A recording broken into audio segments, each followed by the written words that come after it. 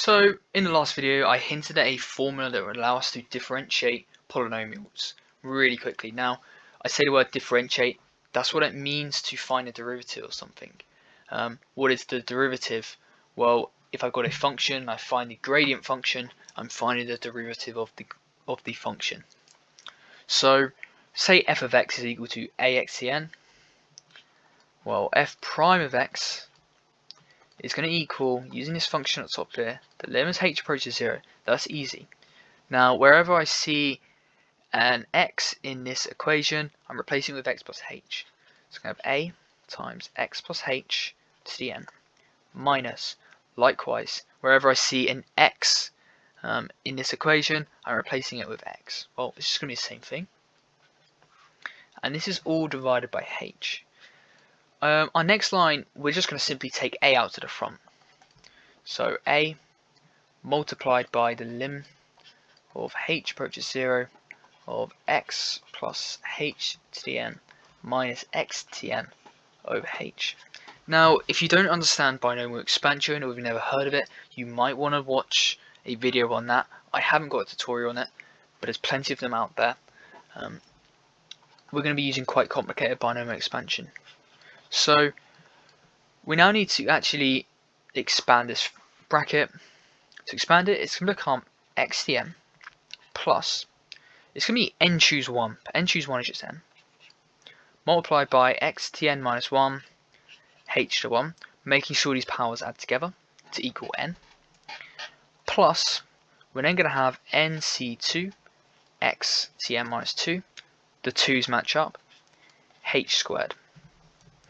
I'm not going to put in the rest of the terms, dot dot dot, plus, we're then going to have nc2 x squared h to the n minus 2. Likewise, these powers add up to give me n. Plus nc1, or nc1 we said was n, times x h to the n minus 1. The powers still add up to give n. Plus h to the n minus x to the n. So it's all divided by h.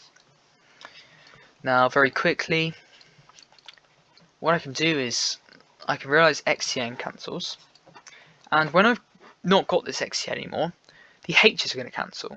So I've got h cancelling, the 2 is going to cancel, this is going to become a 3, this is going to become a 2, this is going to be h to the n minus 1. So I can do that. So we're going to have nx to the n minus 1 plus nc2 x to the n minus 2 h dot dot dot dot dot plus nc2 x squared h to the n minus 3 plus nx h to the n minus 3 plus h to the n minus 2. Now I can realise that every term has a h following from this term, so when I evaluate the 0, put a limit that h is 0, they're all going to just disappear. So I'm going to be left with a times nx to the n minus 1, which is the same as an x to the n minus 1. And that's our first principles formula.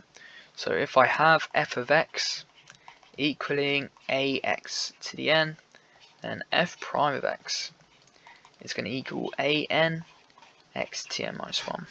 In the next video we're going to use this formula. Thanks for watching.